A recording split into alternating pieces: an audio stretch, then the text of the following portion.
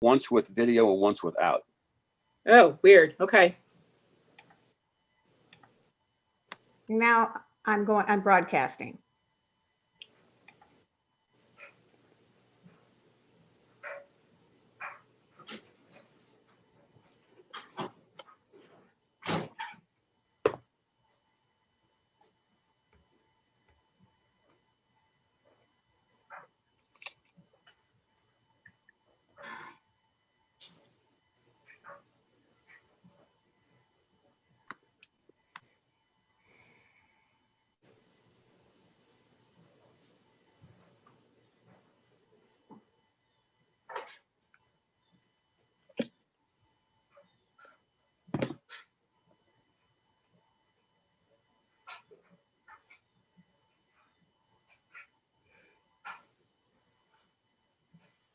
Good afternoon.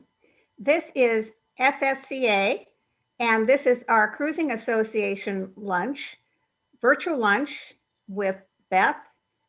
And our speaker is Scott Berg, and he's doing an energy update, batteries and solar. Thanks to our sponsor, Nauticad.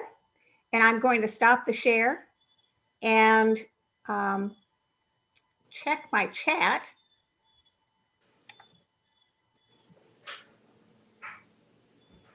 Okay. And Scott says to all panels, click OK.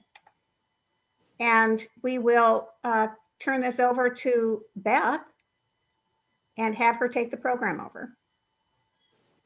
Hi, good afternoon, everyone. Thanks for joining us. I'm Beth VandeGeijn. I'm the Annapolis Cruisers Lunch hostess for today. Many of you know that we meet every second Saturday of the month, and this has been going on for as long as I remember in Annapolis. We unfortunately have switched to a Zoom format for the time being until the pandemic quiets down and we all get vaccinated. We can meet again as a group. So what we try to do every month is have especially during the winter months, have a speaker forum on a topic, which allows a brief overview of a specific topic. And then everybody at the luncheon generally would bring their questions, and oftentimes we'd have actual things there. So it's a little different format this year. So hang in with us, everybody.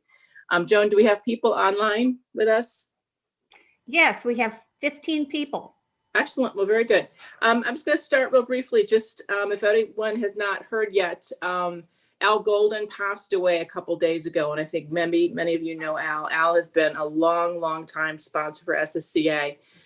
He has been instrumental in our organization for many years, and talked, much about. He was a really good resource for boater insurance and many other topics. So we will miss him a lot. Joan, do you know any details about anything for Al? Yes, they had the funeral yesterday. I sent out the obituary, and then we watched the funeral. It was absolutely fantastic. Yeah. He sailed. They told his whole story of sailing. And, we sent him card, and I called him a couple weeks ago and talked to him and Gary. I mean, my heart's broken, but he was certainly a sailor. He was a lion. And back to you, Beth.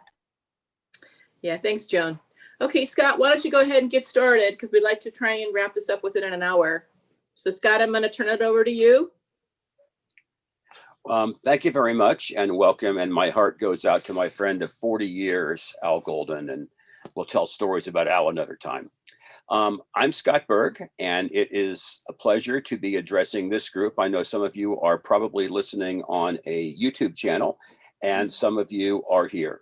I have a question thing on the side. I'm going to let all the questions be funneled to me by the moderators so I can focus here. And I want to share a couple of things to get started, and then try to let your own questions, your own interests, and your own needs drive the direction we go in this morning or this afternoon, depending on what time zone you're in. I come to you from the sailing vessel Chardonnay, a 60-foot, 45-ton ketch that, like most of us with COVID, I'm not going anywhere till a few things improve health-wise with the country and the world. But I'm sitting underneath 1.3 kilowatts of solar panels, and if we weren't tied up at a dock, we have enough power through solar to pretty much run the entire boat, including a 240 volt water maker with the inverters. So there's a lot of things you can do with solar if your system is set up robustly and you have enough space for the batteries. We've seen a lot of changes in technology in solar panels, in battery technology, and especially in the management of battery systems over the past 10 years, largely driven by high density batteries, including technologies like lithium iron phosphate that many cruisers are turning to. We've also seen a higher density of solar power coming in from companies like SunPower and Panasonic that are building more panels that give more wattage for the size of the cell and also can generate more voltage and more wattage out of the size of the panel. And there are a couple of different ways that they're doing that we can discuss. As far as batteries are concerned, the biggest two things that have been the changes, Firefly batteries have now been on the market for under 5 years. We now have 5 years of really good data on the carbon foam Firefly battery, and they're outstanding. We're just getting fabulous numbers. If they first came out, they were great. Then we had a dip of quality control, and that problem was identified. And now the US manufacturer, who mostly builds in India, is testing every single cell, and we're having almost no failures. And we are getting the results we expected, which is a very low problem with partial state of charge. They act very much like a lithium battery, but you charge them and operate them like an AGM, and they're a drop-in replacement. We're also seeing sort of batteries in the lithium world going in two directions. We're seeing a group of companies like Relion and Battleborn try to mimic the existing legacy Group 34, Group 31, Group 27, 48D case sizes with their own batteries, whether they're using circular cells or prismatic cells, with internal battery management systems. And the idea being you can just drop this in and go lithium with a few modifications to your charging system. And that's not really proven true in our experience. And then the other direction we have are sort of on the opposite ends. We have do-it-yourselfers who are buying prismatic cells from China and off the shelf, or building their own battery management systems and are deploying their own cell-balanced home brew lithium batteries, something I don't recommend for anybody who doesn't have an engineering degree, but we can talk about that separately. And people who are going in the direction of high-end cells from companies like Mastervolt, Victron, Lithionics that have built-in communication with the battery management system, with the system, so that you have a communication between battery state and charger that you do not have, obviously, the drop-in. So with that as sort of a background of where things are going, I miss you all from the boat shows. For those that know, I'm a pretty frequent speaker at the Annapolis, Miami boat shows, at the OCC and SSCA events. And I haven't had a chance to sit back and chat with people one-on-one for quite a while. But so you know, I am getting a huge amount of calls for technical support from clients all over the world. And just this week, I've managed through doing a solar panel upgrade to a boat in Spain. I've been working through a refrigeration solution on a boat heading off to the Bahamas, and dealing with a heater problem with someone in the Pacific Northwest. So people are out cruising and fixing their boats, even if they're not coming to the boat shows and the GAMs and the get-togethers. And with that as a sort of casual intro, I hope that we'll look forward to handling any questions anybody else has right now. I'll break for that before I go off and get a little bit more technical on solar panel installations and how they relate to battery systems. So do we have any specific questions or people who want to go in a certain direction? You can put that in the Q&A, or you can put it into the chat, or whatever else system that Beth has set up. Beth? Joan, do you have anything? Yeah, we have a hand raised by, let's see, interested in the rate of discharge on batteries, from Don and Jan of Figment. Okay. And let me see, I've got a hand raised.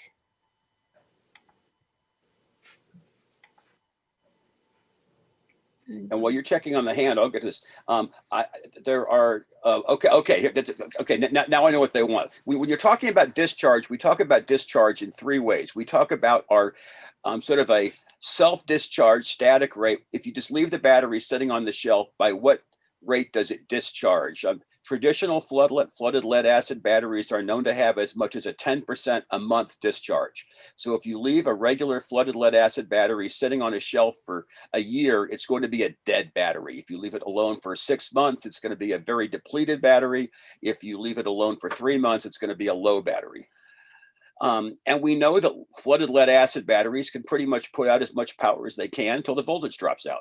Lithium ions are different. And the question is, can they support a bow thruster? The reason for the question is that lithium ion batteries are designed through their battery management system to accept a certain range of charge and have a maximum charge, at which point in time for safety, they will disconnect from the system, which is why it's important to have a battery that has a battery management system or other way to protect your alternator diodes, for example, from being blown if you're running full out and all of a sudden the battery gets overcharged and cuts itself off and drops the charge and sends a spike back to your alternator. Be the same thing as going to a battery switch and turning it off with the engine running. And we know that's an issue. On the other side, there's also a maximum discharge that comes out of the batteries. It depends on the battery. Let me give you a couple of examples. A Group 27 Battleborn 100 has a battery available with a 50 amp discharge. If you were to put, for example, 2 of those in parallel, you would have a 100 amp discharge you could use. So, pardon me, it depends on what your thruster requires. If we were to build you a bank from lithionic batteries, which we do for our clients, you could tell us we want to be able to charge the bank at 400 amps and we want to have a maximum of 500 amp discharge at any time at 12 volts. And we would build the battery bank and the BMS to do that, which we can do, which would guarantee you, for example, using a 4,000 watt inverter or any bow thruster or windlass you can imagine. So the real question is, if you're using off-the-shelf batteries, they're going to have 2 numbers they come with, a recommended max discharge and a max. The max is the number just above which you can assume the BMS is going to disconnect the bank. You want to operate at the recommended. For example, a Relion 300 amp hour 8D drop-in has a 50 amp recommended draw and a 100 amp max.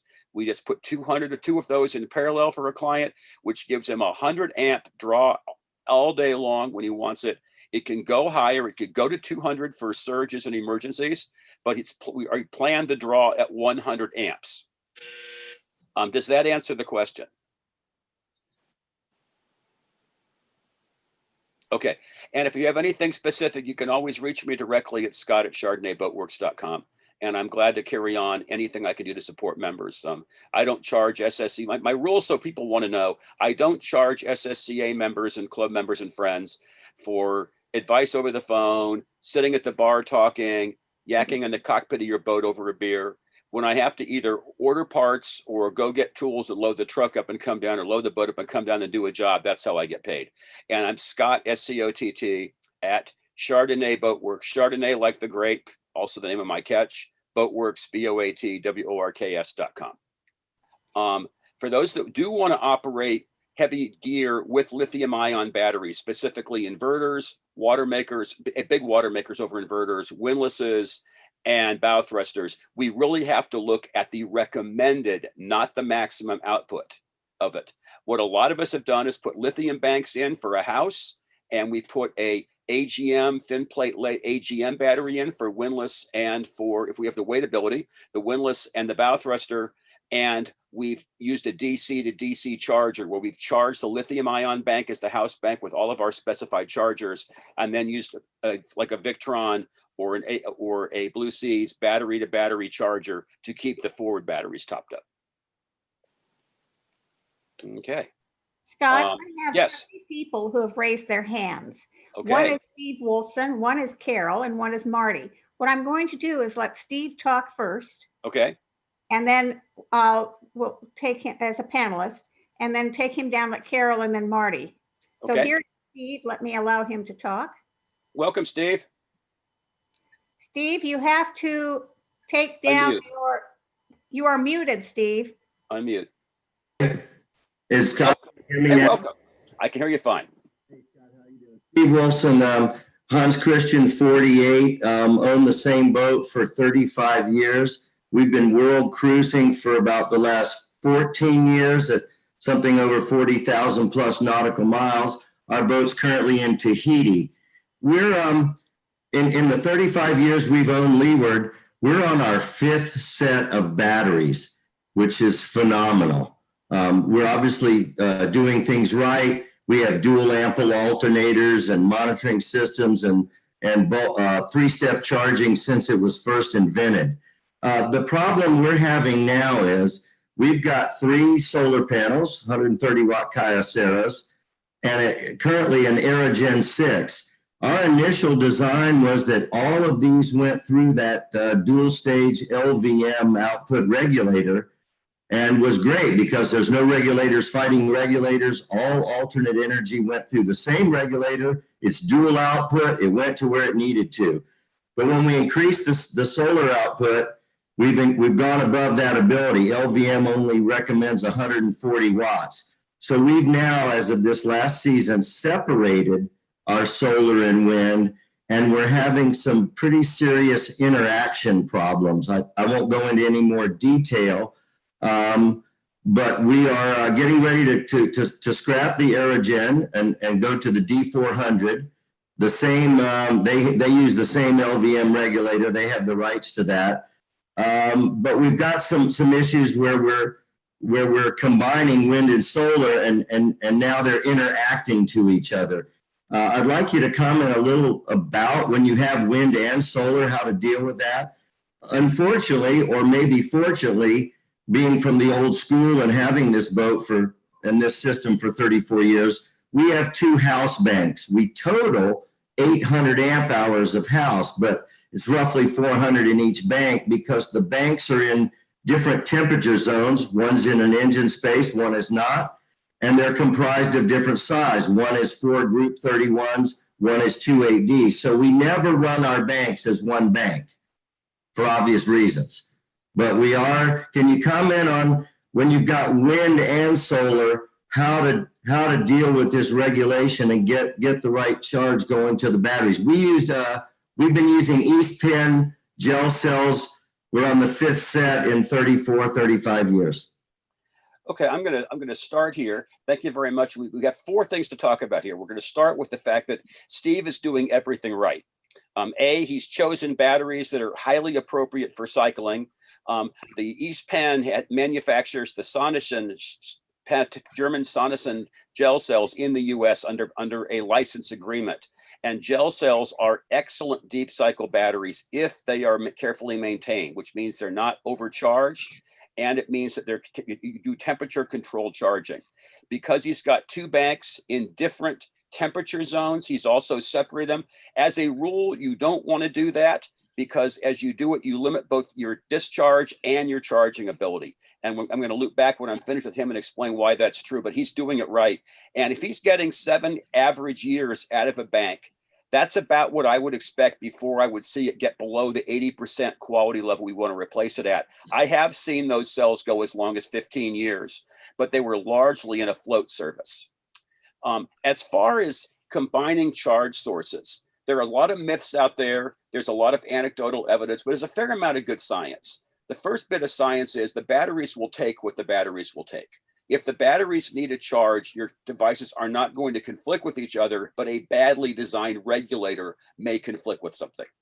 The D400, as far as I'm concerned, and their subsequent model, which I have a new model coming out, I haven't seen the number yet, is my favorite go-to wind generator. That and the Super Wind are the only 2 that we do. And I think you'll be very happy with it. You're going to see dramatically more output. The second thing is the fact that when we have more than 1 solar panel, we really like to have an individual controller for each panel. So with 335 watt panels in your case, if I were speccing it, I would spec 3 Victron 7515 controllers. Am I still on? Am I still on with you? Yeah, you're here. Yeah, I do have. That's what I replaced this year. When I went back this year, I split the wind. Yep. I put 3 Victron 7515s on the 3 solars, and I put them all to bank 1, and I actually paired them since they're all working together towards bank 1. So I'm with you there. Yeah, and I start with that. Now, here's where you can have some fun a little bit, and we do this with trail currents, is that if the batteries are discharged, you have your own issue with split battery bank, and I fully understand that. And whatever you're doing to manage it, it's not something I would encourage people to do, but the 48T has some interesting ways you can balance out weight. So you've got a good, where the batteries are, where they fit, how you've done it, it's working.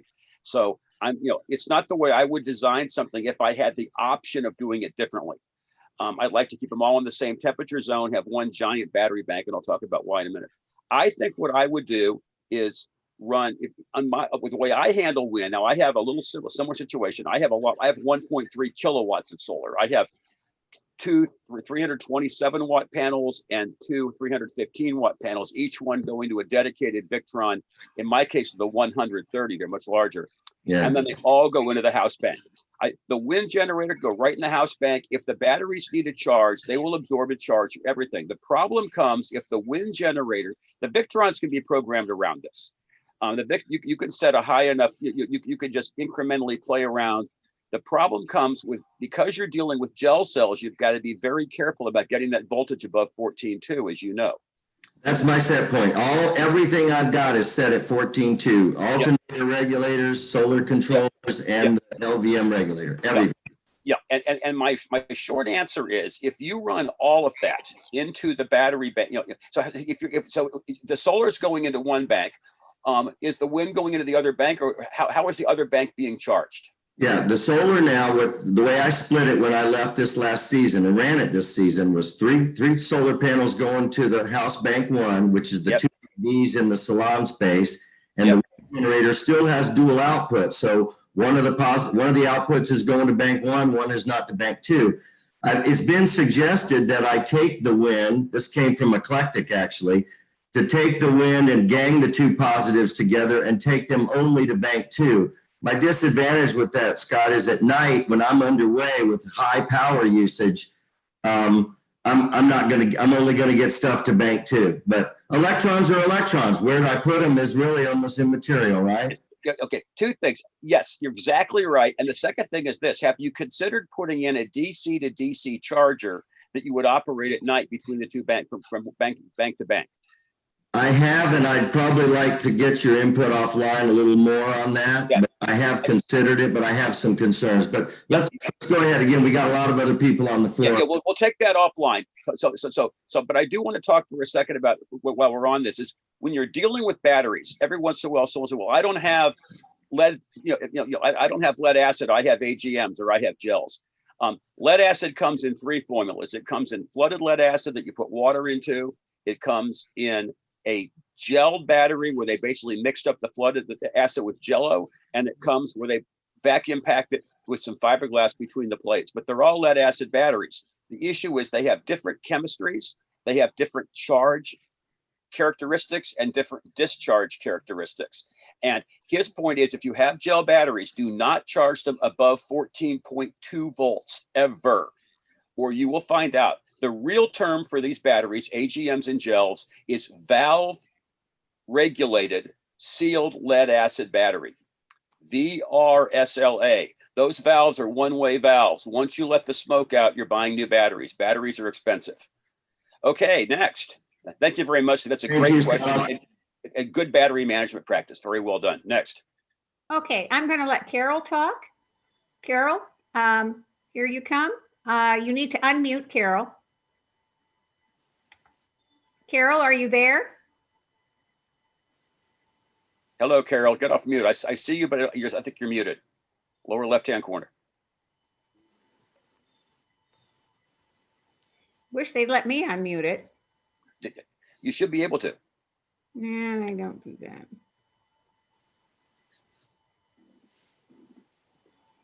No, we don't see Carol. So I've asked her to unmute. While she's working on that, there's Marty. I'm going to let Marty talk. Okay. Hi, Marty. Marty. Unmute. There. There you go, Marty. There you go. How are you? I have two questions. Mm-hmm. One, unfortunately, because of COVID, this winter we're on the hard, and I have my solar system charging my bank. Is that good practice? Second question. Yes. Answer is yes. Yes. Good. Okay. The second thing is the batteries that are on external devices. So I have an electric outboard and I have a handheld winch device for the main sheet. So those have battery chargers. separate, and I use the inverter to charge them periodically. So my question is, when the boat is not being used, like for winter, I had heard you earlier saying batteries that aren't charged will discharge, and they could discharge to the point of problem. So should those extraneous devices, because we just bought electric folding e-bikes to go on the boat. So I have 3 battery systems now: the e-bike, the electric outboard, and the electric winch handle. Should those be left in and charged, or should they be charged once a month, or what's the frequency? Okay. All right. Okay. So the question revolves around the frequency of ancillary. If you have your boats on the hard, your boats in the water, if you have a good solar system with good solar regulation, if you have batteries that do not require that you be adding water to them monthly, then leaving your boat plugged in with the solar on in the boat yard is the same thing as leaving it on your mooring or at your dock. It doesn't make, or cruising, it doesn't make any difference, and it's good for the batteries. Assuming proper design of float regulation, 3-4 stage charging. Battery self-discharge depends upon the battery chemistry. Now, every device I think you're describing, what kind of electric outboard is it? Spirit. Okay, so these are all using, every device you've described is using a lithium-ion chemistry of one sort or another. Correct. Lithium-ion batteries don't want to be fully charged. They are actually happiest between a 10 and a 90% charge. Leaving them on a charger is not good for them. So if these were lead batteries, whether sealed AGM, gel, or flooded, I would say you need to have a way to charge these, but 3 months of not charging one, it will have exactly the same impact of leaving a laptop or a cell phone on the counter. You're going to discover if you turn it off, the self-discharge is very, very low. So for 3 months, I wouldn't worry about it. If you were talking about a year, I would say, why don't you charge them up 50% twice during the year? Thank you very much. Mm-hmm. But that answer is specific to lithium-ion batteries and not to other chemistries. Okay. And that's the kind of batteries that we're talking about. Yes. Thank you very much. Mm-hmm. Scott, Carol did not raise her hand. I'm not sure why her hand was up, but it was up. Does anyone else have any questions? Marty, that was an excellent question. And Steve, those were great questions. And Scott, good answers. Do you want to continue now, Scott? Yeah, if there are no questions, I want to pick up on 2 comments that were started out with. And that is going to be, as we go forward, I think 2 things are going to happen. People are going to have more solar, and they're going to have significantly more battery density. Now, we talk about energy density. Visualize the size of your car battery that you had on your car as a group 24 or a group 31 equivalent or a 27 equivalent, and it's between 70 and 100 amp hours. We're now getting 200 amp hours of lithium ion in a case that same size. So for a third the weight, we're getting twice the power. So for a 30-pound battery has twice the output in half the size. So that's going to change a lot of people's understanding of how they can use their cruising boats. We are still using, on the good ship Chardonnay, we have a starting bank, which just starts the engine and the generator. It's made up of 3 group 24 batteries in parallel to spin the 135 horsepower Ford or the big generator. And I share a starting battery between the 2. It's not attached to anything else. It's charged off of a DC to DC charger off the house bank. But it has no other charging circuit, doesn't need it.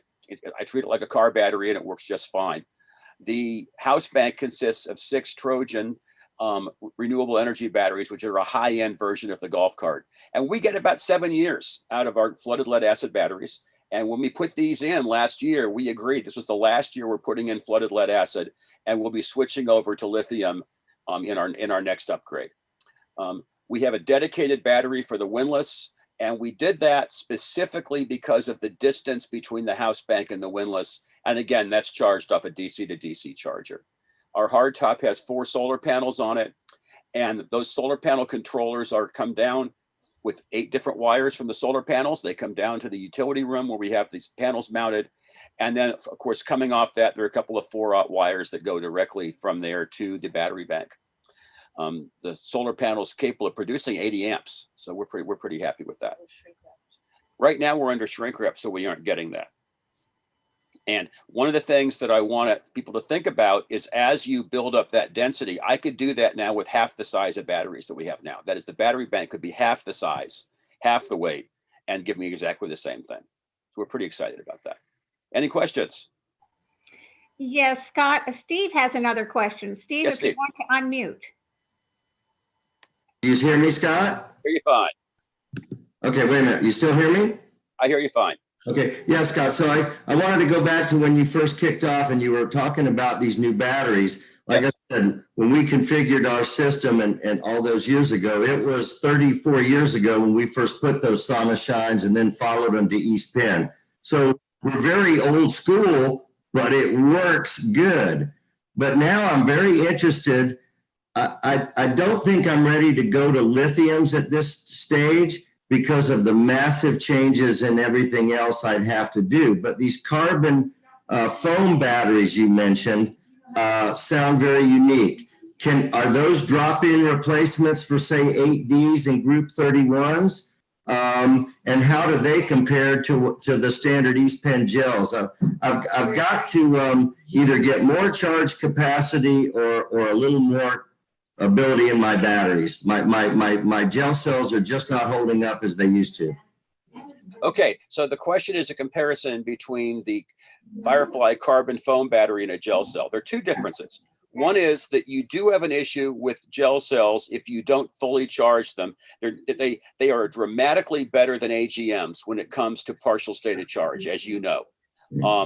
That you can survive on those not fully charging them all the time like you have to with AGMs. The advantage the Firefly has, it comes in two sizes right now, L16 and 31. It does not come in an 8D.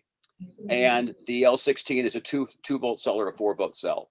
The 31 is obviously a 12 volt battery.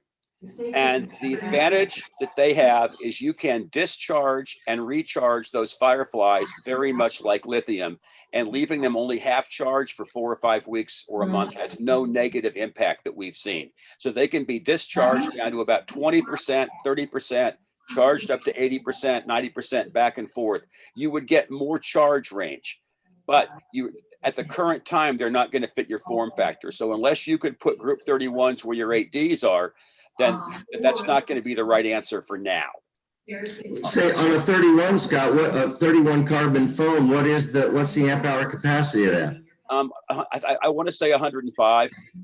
Okay, so it's not that much difference than a 31. No, it's not going to be. It's going to give you more. You'll be able to discharge it more. You'll get more range of discharge in the life. But very frankly, I don't think you're going to find enough of an impact given with an 800 amp hour bank on your boat. I'm not convinced it's the right answer. I'd like to take it offline and carry that conversation on. Okay, yeah. And I've got some other ideas that I'd like to talk to you offline. I'm thinking about possibly converting one of my banks to lithium. That's the conversation I want to have. Okay, I'd like to have that with you offline. Okay, thank you, host, very much. Sure. I've got another one here from Rob and Guyana. Davis. Hang on, Guyana. I'm going to say Guyana, and you can correct me. And the question was for a lithium-ion house bank on a boat with a large solar array. What damage could happen while away from the boat for a period of time? Okay, this really does come to how the solar panels are programmed, what the controllers are due for programming. If there's no if it says, a large solar array. So I have in my boat, for example, I have 4 panels to 4 controllers. And if I were fully charged, disconnected with lithium ions and doing nothing, I might be tempted to just run off one panel to keep the batteries topped up and program the controller to time in a lower charge. I would just back the control charges way off, back to, rather than my 14.5 push, I might back that off to 13 volts and just let it keep the battery up. Lithium ions do not like, as the question implies, they don't like being kept on a charger. If you want your laptop battery to last longer, don't leave it plugged in all the time. So I would lower that charge rate so the battery's voltage would only get charged when it fell below its self-discharge rate. I might lower that to as far as low as 13 or 12.5 volts. And that'd be fine. But you do not want to leave it on banging all the power in the lithiums all the time. They're not like lead batteries that actually like that pressure. I hope that answers it. It's a detailed question. It's a very good question. And it talks about the differences between lithium ion batteries and lead batteries, whereas lead batteries really do well being floated at a charge level. Lithium batteries are very happy to sit, and they have a very low self-discharge. Other questions?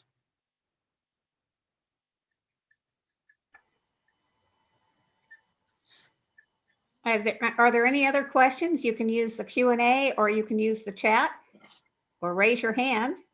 Oh, Kathy Barth is here with a raised hand. Kathy, I'm going to let you talk. Hello, Kathy. Hello, Scott. Actually, Kurt has a question. As with all things with cruising boats, the question that I have is, and first of all, let's recognize that there's lithium ion, lithium phosphate, and there's even some lithium aluminum coming out. Yes, the price points for all of these are consideration. What currently is the price point on the lithium-based batteries, and do you perceive a change in that anytime soon?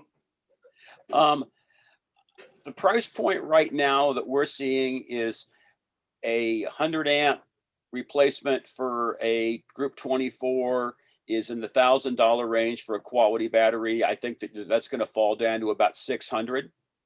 I think that, and the 300 amp 8Ds is about 2,200. I think it's going to fall down to about 1,500. That's on the drop-in Battleborn or Rely-On style replacements. Lithionics is 3 times that, 2 times that right now, 3 times that, but that's what we really recommend for long-term cruising. Those are the banks that are really built up customly for yours, the size of space you have, and also to communicate directly with your boat systems. In all cases, we're talking about iron phosphate batteries. We're not talking about the lithium ion batteries you're putting in your phone. The aluminum, you've got a couple of things that are happening right now. A lot of it has to do with how well we do with how little lithium they can get by within the batteries.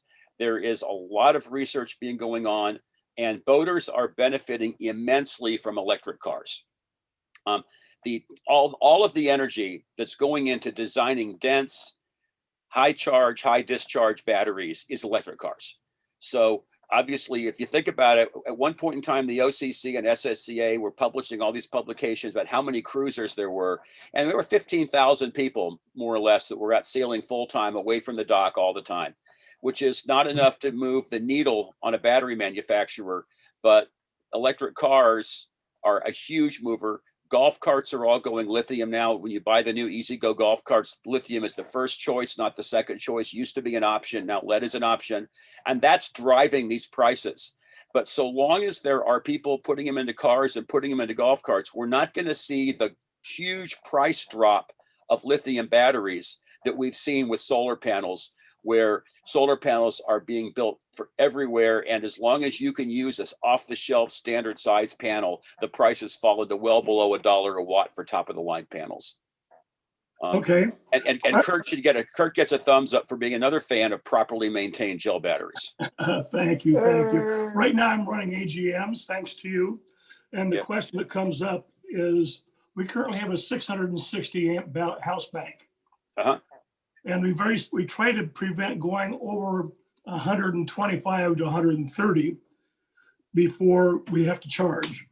So we get longevity out of that. With that said, how big of a house bank do I actually need? Because at the very most, running down the road hard, nighttime with the autopilot and all their instrumentations, will run up to 225 amps a day. Do I need a 600 amp battery bank? Okay, let's try this. What is your 72-hour load? Ooh, 72 hours got to be 400? No, it's going to be 3 times 150, 450. Okay, everybody has days where they've got, in our boat, is it a water maker day or not a water maker day? That has a huge impact on the batteries, obviously. Yeah. So when I do my modeling, I try to take a 72-hour load. I actually like to measure it, put a counter on it, measure the 72-hour load, divide it by 3. And then we say, okay, what kind of battery chemistry do you have? If you're using lithium ion chemistry, then you can get 90% of your battery. We use 80 because we're conservative. So if you need to have let's say 150 amps, and that's 80% of a battery, then you can say, I want to go 2 days without charging. That's 300 amps. I need a 400 amp lithium ion battery bank. If I have a AGM bank like a Lifeline, and I'm only using, what percentage am I using? The math goes way up. I think that with what you're doing on your boat with the life, those are four lifelines, right? They're Lifeline 4Ds, if my memory is correct. They're three. Three Lifeline. Are they three Lifeline 4Ds? Then you are barely okay for 200 amp hours a day, and you're seeing, how much solar do you have now? Solar sitting on 890. We have a water tow generator, and we have a silent wind generator. Yeah. So you're probably just about right with those. Don't you find you're just about right with the lead batteries? Yeah, they're not bad, but you know, it's I'm looking for better always, and frankly, the weight sounds better. Yeah, the weight is huge. I mean, the weight, I can put 600 amps in there for 130 pounds. You know, there's no. And that's the same as one 4D. No, it's actually, that's 140. Yes, that's exactly right. That's 140. So the weight's 3 to 1. And you know, 300 would do you. I would rather see you with 400. If I were doing that boat, I'd do 400 of lithium to replace that 600. I go to 4 to give you a little more flexibility. Okay. Especially lifting at anchor. You know, as I have a whole presentation which you'll hear at boat show, and I talk about how we talk about wind, and the challenge with wind when you are anchored is that inevitably we are trying to find anchorages that are not super windy when we're anchoring for a long time, but our wind generator obviously works better when we're out in open air. So there's that conflict between, if I anchor here, I've got a 3-foot chop, but I've got 20 knots all night, and my batteries will be fully charged. And if I anchor here, I've got 8 knots, and I'm not going to get my batteries charged overnight. Well, so by the same token, being our boat is an old race boat, so we have a pinched stern. Yep. So that frankly, with the wind generator at anchor, it doesn't do that much for us because it's in the shadow of the mast and the mainsail. Yeah, I'm very. We both know I'm very lucky to have a hard top and a catch. Yeah, a place to put this stuff. Yeah. Well, yeah. Well, so I think that the issue that Kurt brings up is an important one, and that is as we migrate from, for example, the lead, whether it's gelled or flooded or glass mat, to lithium, we have to think about capacity. We also think about what our current charging systems are, and can they easily be modified to work with lithium batteries? Most modern chargers can be, but you have to go down every single item. Can this, can this, can this? And the other thing to think about, and this is a really positive thing about lithiums, when you're dealing with your lead batteries, you're starting out at a charge with the engine running of about 14.5. You also have about 13.2 when you're floating. When everything's off, you're at about 12. Your lithium batteries are pretty much going to stay bang on at their voltage. So a half discharged lead battery is going to be about 12.2 volts. A half discharged lithium battery is going to be 13.2, 13.4, the same thing it is when it's charged. When it's 90% discharge, it's still going to be 13.2 volts. You have a very steady voltage out of them. And for those of us who are serious radio operators, we're very fond of that. We get good voltage for our HF radios. I've got a question on the side here from Zayagun. My wife and I are local sailors, never away from AC for more than a week at a time. Our 31-foot boat with Lifeline good batteries. Might be time for replacement. I don't know why you wouldn't put back. Those have a 5-year warranty. If you've had good service, I put exactly the same battery back in. If you're looking to have a little more flexibility, and here's why this is interesting. I would normally say if you're cruising, I would replace the Lifeline 31s with the Fireflies. Bit more money, but you don't need to recharge them all the time. But this particular person says they're never away from AC shore power for more than a week. This means they can plug their boat in and have their shoreside charger bring that AGM back up to full charge every week. And if you want your AGMs to last more than a couple of years, within 2 weeks or so, they need a full charge every time. And that's a very important difference between the gel cells we've heard about and the AGMs. Other questions?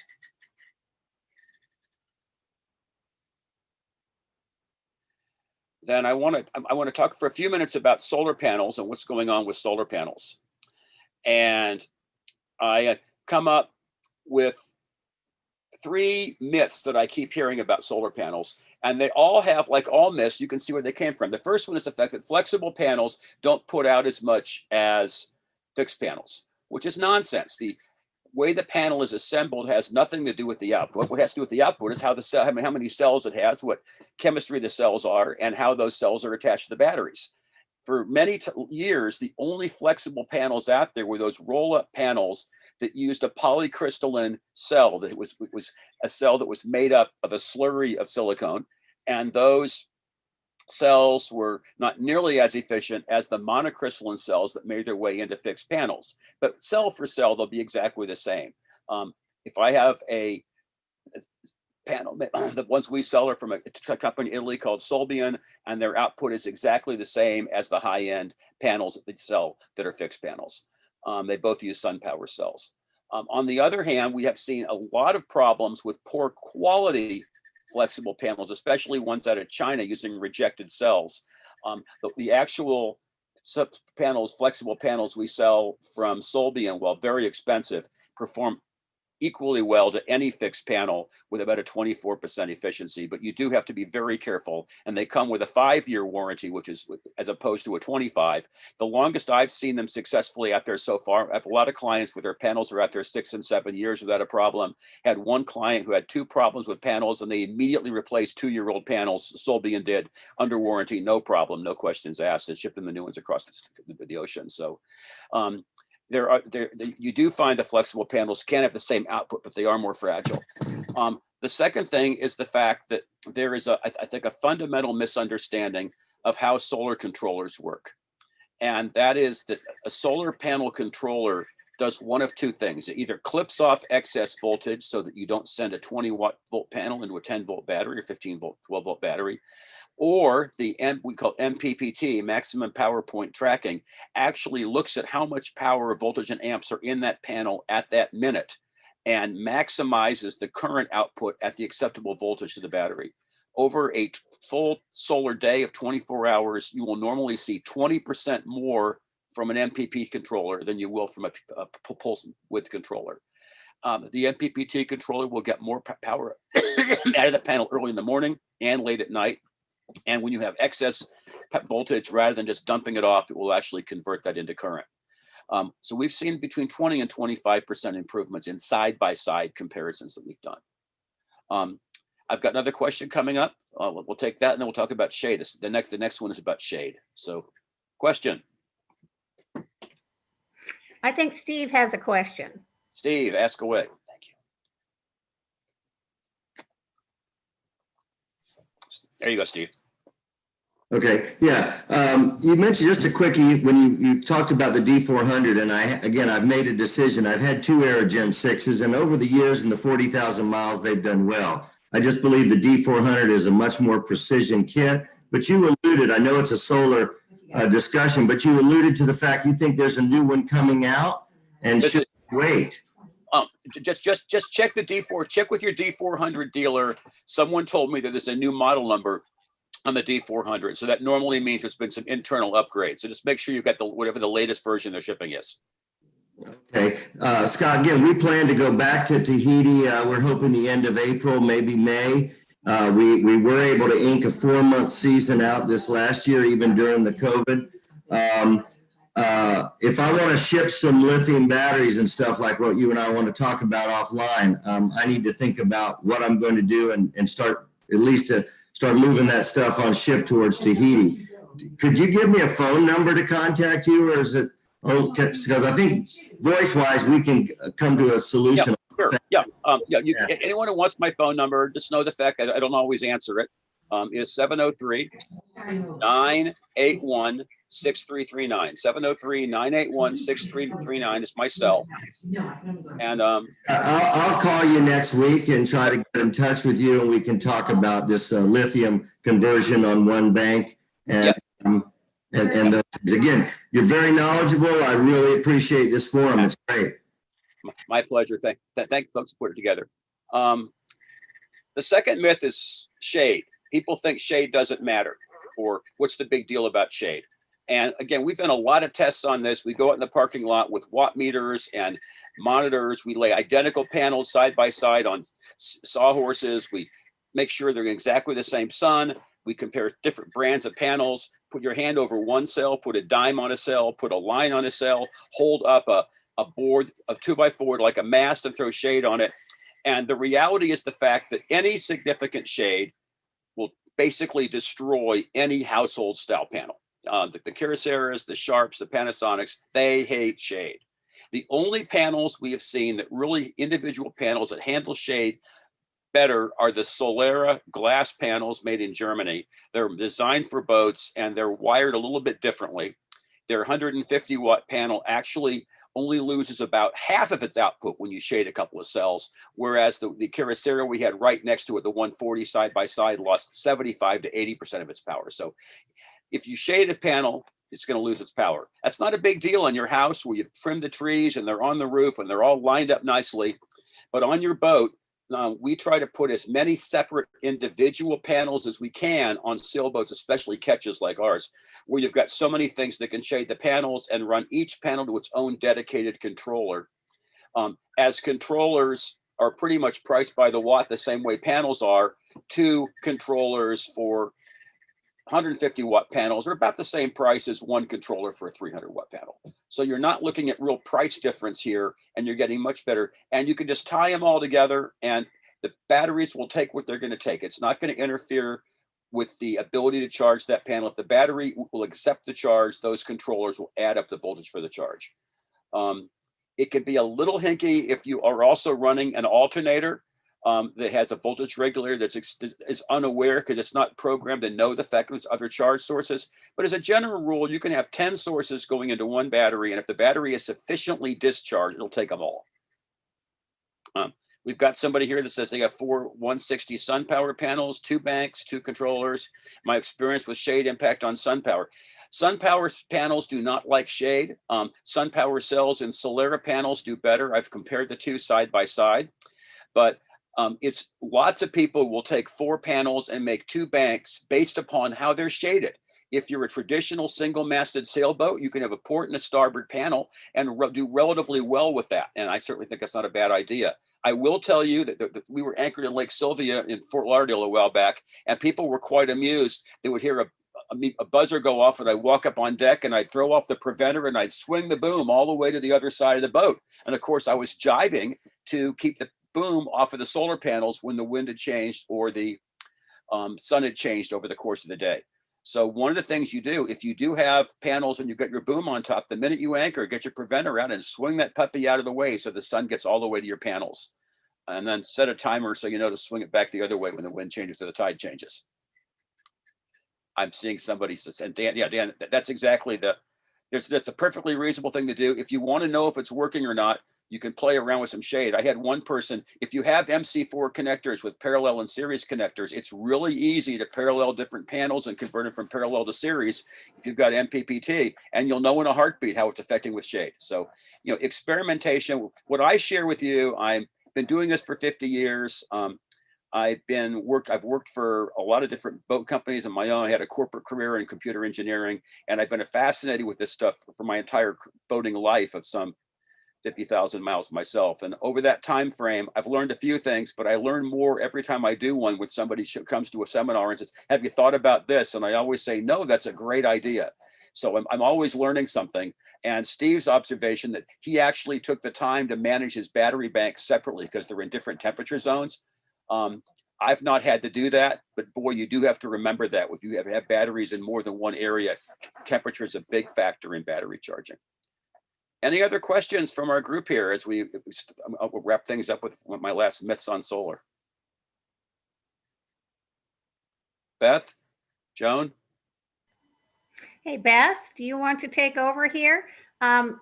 Remember, this is recorded live to YouTube, so you can see it on the SSCA channel if you want to rerun it, or you can go to ssca.org, click on the 7CSU. We're going to reorganize that so it's easier to find, but it will be recorded and posted. And next month, again, we have Beth and the Annapolis luncheon, and we will be starting the same thing in California, in San Diego, with a new host there. And watch ssca.org for that. But Beth, I'm going to just turn this over to you. Sure, thanks. So Scott, that was fantastic. It was a great overview. I think a lot of us were watching the technology change, and things like lithium batteries are becoming very affordable for a lot of people. So appreciate that overview. Do you have a recommendation for a good resource in case anyone wants us to go online and read more? Is there a Yes. One of my colleagues, Rod Collins, this is a plug for Rod Collins of Marine How To. It's marinehowto.com. He is a superb marine electrician and writer. He has put up a wide range of valuable videos and text on his site. It is authoritative, it is well researched, and he's one of the moderators of a Facebook group that I work with. But Rod is the go-to person as far as I'm concerned. I don't have the energy to maintain that kind of a web presence. I love that he does it. I push my clients there all the time. But if you're looking for one authoritative source, that would be it. Okay, great. Thank you. Because I think we now have all this different technology out, and people are combining technologies, and that's where it gets a little hairy. So I really appreciate that. Thanks again for your time. And Scott, you've been a great supporter of SSCA for many, many years. And I've known you for many, many years. Just want to end real quickly. Thanks to everybody for attending. Scott, I guess you gave the email address, if people have additional questions, they can email you. Scott frequently joins us for our luncheon. So we hope to see you next month if you have the time, and you can always be our guy in the corner if people have additional questions. I'm going to summarize real quickly just for people who are based here in the Annapolis East Coast area. I'd like to put out a plug for our fall GAM. We're hopefully going to be back on this year. Again, we had to cancel last year for obvious reasons. So we're hoping to get back on again. It'll be the end of September. I'm trying to organize anybody who's with me today on the luncheon who'd be willing to help me organize. We had a really good thing organized last time. Thanks, Scott.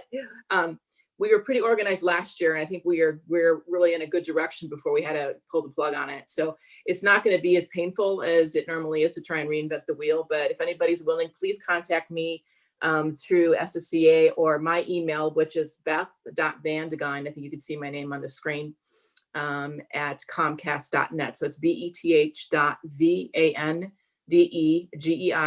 at comcast.net. We're going to be again at the Maryland Yacht Club, and we had a really fantastic couple of years there. So I think it's going to be a great event. And again, I appreciate every help. As you know, SSCA is a volunteer organization. And the reason we keep ourselves affordable to people, our webinars affordable and our membership affordable, is a lot of people put a lot of time and energy volunteering in it. So again, please reach out to me if you're able to do that. Joan, do you have anything you want to add before we close? No, if people can't find your name, remember, we're all in the SSCA directory, phone numbers and emails. So if you get lost, go there and find stuff there. And thank you so much, Beth. And thank you, Scott. And thank you for everyone who's been here. Okay. And don't forget, next month, it's always the second Tuesday of the month at noon East Coast time. And our next meeting will be on the 13th of February, and then followed by the 13th of March. So that should be easy to remember. We're hoping to do maybe a talk next month on the latest technology and communications, hand radios, and Joan can hopefully lead that, because I think, again, there's some new technology coming out for that as well. So thanks for everybody for attending. We're going to go ahead and end, and we'll see you next month.